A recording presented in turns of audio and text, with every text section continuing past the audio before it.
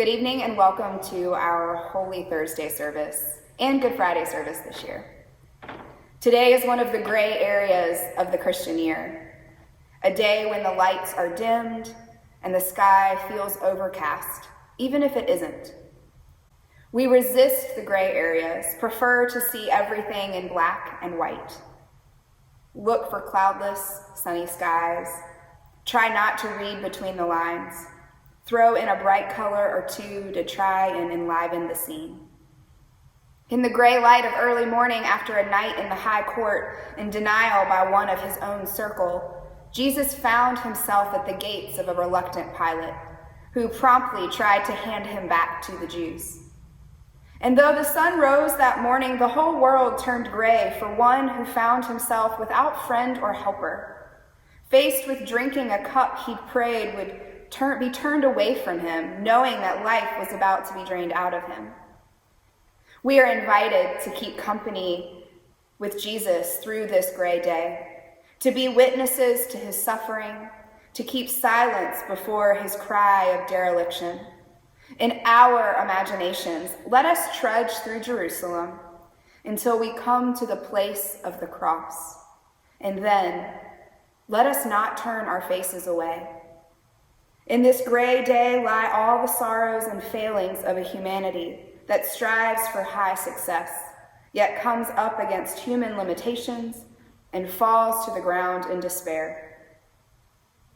Here is a day marked by the brokenness of the world, but is not a day to wallow in misery or to indulge in morbid thoughts about the crucifixion.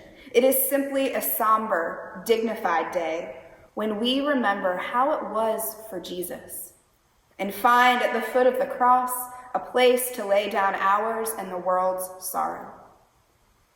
On gray days, it is hard to see clearly, difficult to understand things that aren't clear. Yet, all we are asked to do today is to be present to the sacred story as it is retold and to the inexplicable, mysterious, wondrous transaction that was and still is taking place. Oh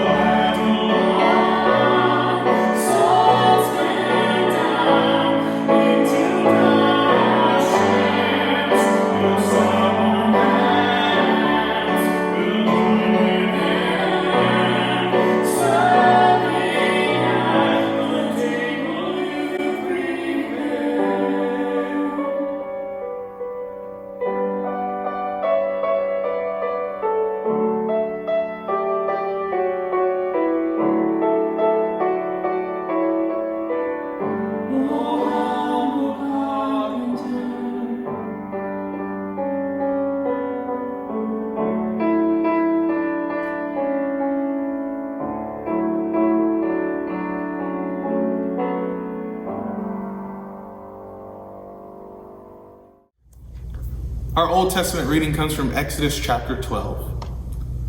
The Lord said to Moses and Aaron in the land of Egypt, "This month shall mark for you the beginning of months. It shall be the first month of the year for you. Tell the whole congregation of Israel that on the 10th of this month they are to take a lamb for each family, a lamb for each household. They shall take some of the blood and put it on the 2 doorposts and the lintel of the houses in which they eat.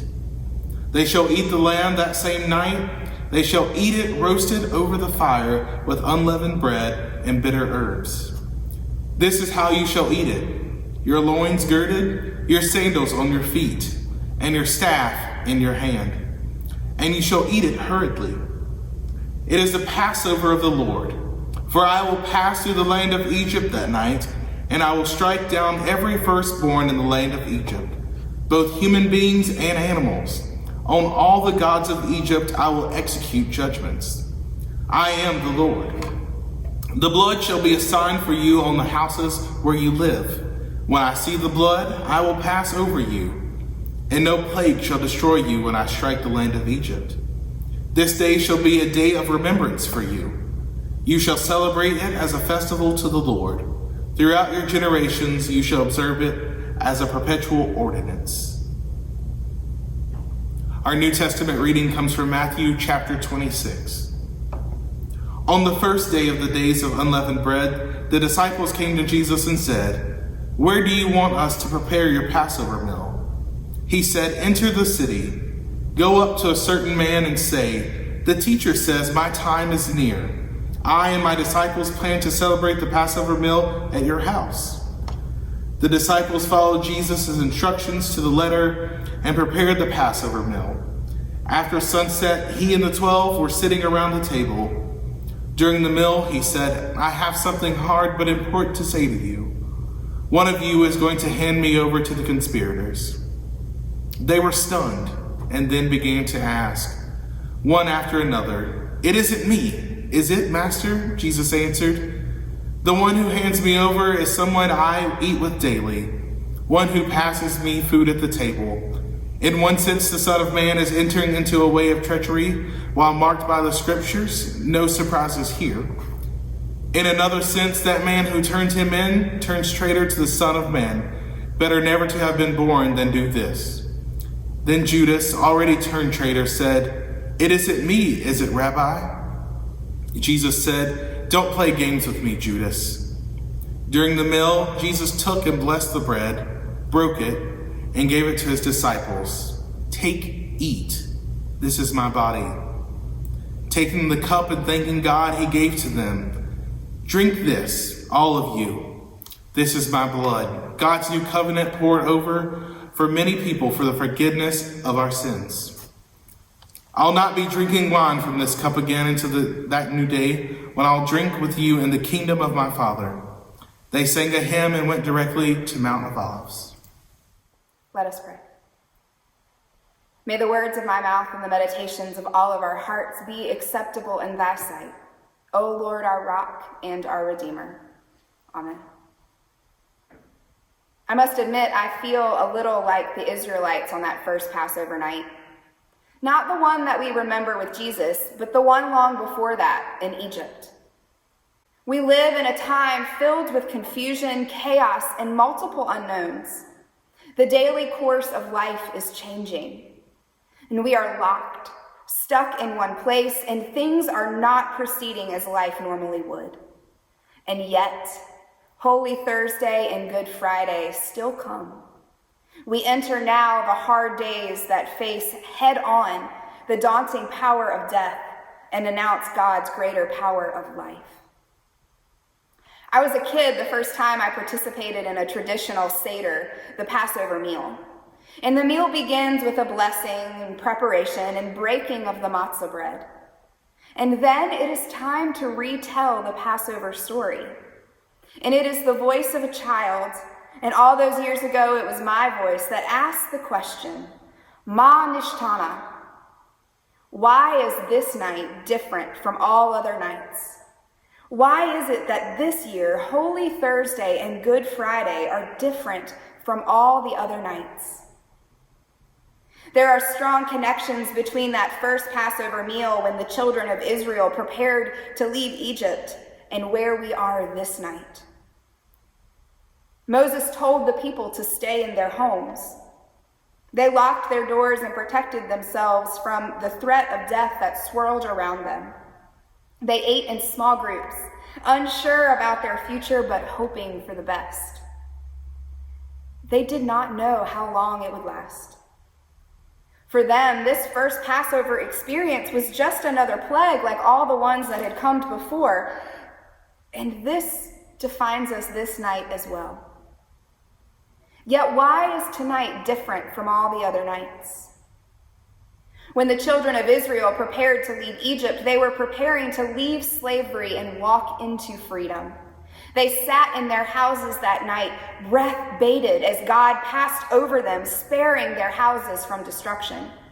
That first Passover meal was about liberation from slavery, oppression, fear, and death.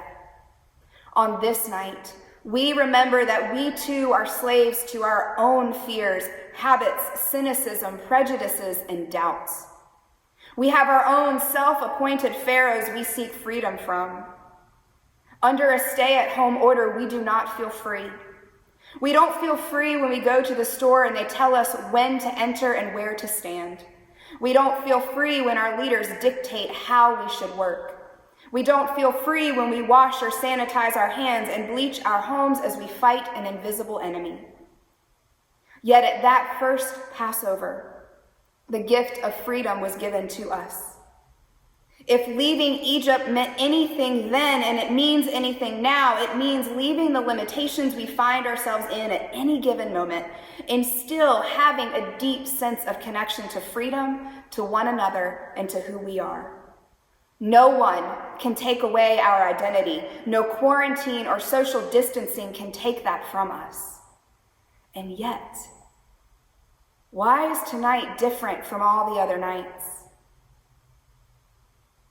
When the children of Israel finally left Egypt, they reignited the strong sense of personhood within them. Slavery is not just an injustice and hard on an individual. It is a communal death. As they made their way to the promised land, they broke free from the bondage that had slowly crushed and extinguished them.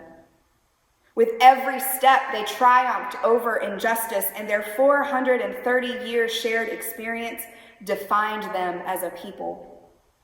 Each one of them, each family unit interconnected to one another. Now, hopefully our shared experience of this pandemic won't be quite that long.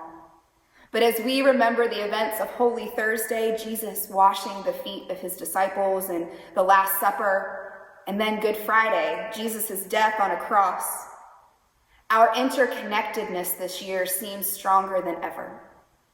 We seek to break free from the bondage and death of COVID-19 that now defines our lives, our relationships, and our communities. Someone breathes in Wuhan, China, and it affects someone in Boston, who affects someone in Raleigh, who affects someone in Greensboro. Our experience is connected to everybody else's. Technology and social media, typically seen as the villain, is now the hero, as it has opened a path of connecting for a sacred purpose, strengthening our relationships with people near and far. But why is tonight different from all the other nights? Tonight is different from all the other nights because we don't simply remember the first Passover in Egypt. We remember Jesus' last Passover in Jerusalem. Tonight is different because we don't end with next year in Jerusalem. You see, the Seder meal ends with this deeply felt wish for all Jews to be able to return to the homeland just as they did after leaving Egypt. It is a prayer of hope for peace, life, and freedom. We end our meal with this year in Jerusalem. Ours is a prayer of assurance. This year in Jerusalem, the things that we want and need come to us in the death of Jesus on the cross: life, salvation, hope. In the New Testament, Passover and the events of Holy Week leading up to Easter are tied together. Jesus enters Jerusalem and gathers his disciples to celebrate the Passover meal. Soon he is arrested, tried, and executed on the cross, and the connection between the two runs deep. A typical Christian understanding of the Passover emphasizes the blood of the Passover lamb, which Moses commands the Israelites to put on their front doors so that the angel of death will pass over them. Tonight is different because tonight Jesus himself becomes the Passover lamb offered as a sacrifice for the whole world. Tonight we sit in our homes while a real and unseen threat swirls around us. Tonight we gather at Jesus' table unsure about tomorrow or how long this will last, yet we still hope for the best. Tonight is different because the gift of freedom we receive is freedom from death, darkness, and hopelessness. We enter into the reality of God's triumph over suffering and death in a partial but authentic way, by sitting in the shadow of the cross, if only for a moment. We cling to the image of Jesus breaking our chains of bondage in exchange for true and real freedom. As we hold fast to our interconnectedness, we realize that our experience together tells us that we are not made for death. God delivers God's people. God unlocks the prison of darkness and shatters the power of death. This is why tonight is different than any other night. God is about to do something big, bigger than delivering the Israelites out of Egypt, bigger than anything the disciples could ever imagine. Tonight is different because we know the resurrection and hope of Easter is coming. All we need to do is sit in the silence and wait.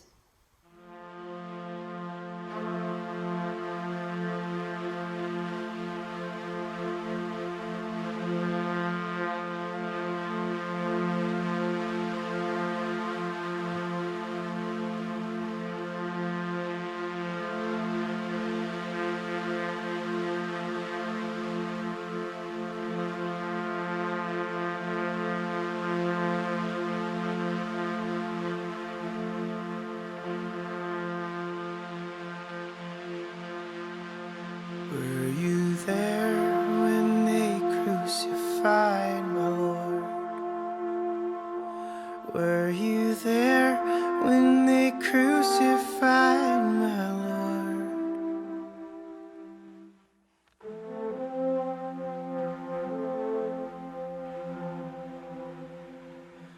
Were you there when they nailed him to the tree? Were you there when they nailed him to the tree?